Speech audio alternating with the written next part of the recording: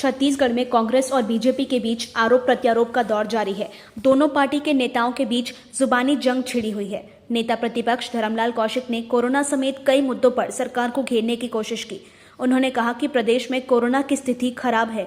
यहाँ प्रदेश की जनता को भगवान भरोसे छोड़ दिया गया है। उन्होंने कहा कि प्रदेश में कानून व्यवस्था खत्म हो चुकी है। नेता प्रतिपक्ष ने साफ किया है कि प्रदेश में करंट से हाथी की मौत, किसानों को मुआवजा, गरीबों को मुआवजा, अवैध उत्खनन के मामले में विपक्ष मुखर रहेगा। उन्होंने जोर दिया कि अगर विस्तार से चर्चा होती तो जनहित में काम होता और सरकार के राजस्व में भी वृद्धि होती, लेकिन सरकार चर्चा से भाग रही है। दूसरी ओर कांग्रेस प्रवक्ता विकास तिवारी ने धर्मलाल कौशिक की टिप्पणी पर कड़ी प्रतिक्रिया दी है।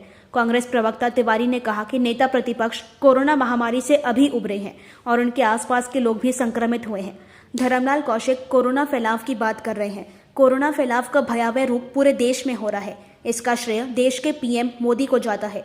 जहां एक ओर देश में बेरोजगारी बढ़ी है, वहीं देश में कोरोना के केसेस भी बढ़े हैं।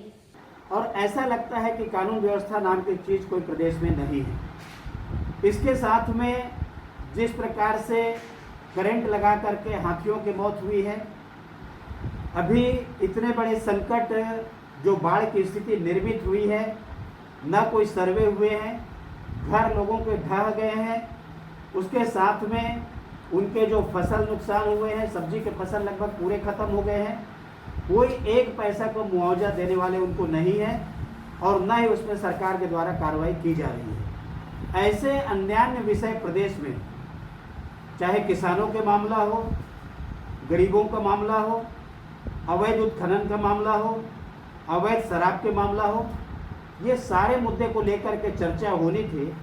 लेकिन अब देखते हैं कि 3 दिन में कितने विषय पे चर्चा हो पाएगी।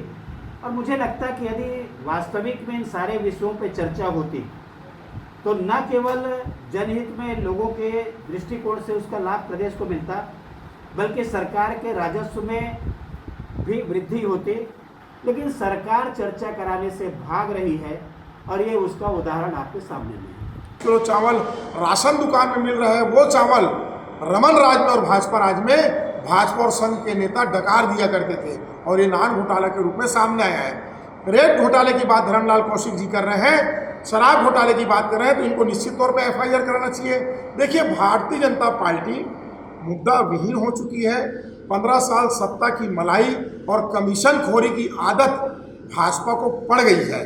अब जब जनहित का मुद्दा इनको दिख नहीं रहा है, क्योंकि मुख्यमंत्री भूपेश बघेल सजगता से इस प्रदेश में काम कर रहे हैं, जिस प्रदेश को 15 साल से भारतीय जनता पार्टी और रमन सरकार ने खंग करके रखा था, लूट पाट करके रखा था, कर्जे के बोझ तले दबा के गया था, उसे 1.5 साल की कम अवधि में उबारने का काम कांग्रेस सरकार और मुख्यमंत्री भूपेश बघेल कर रहे हैं।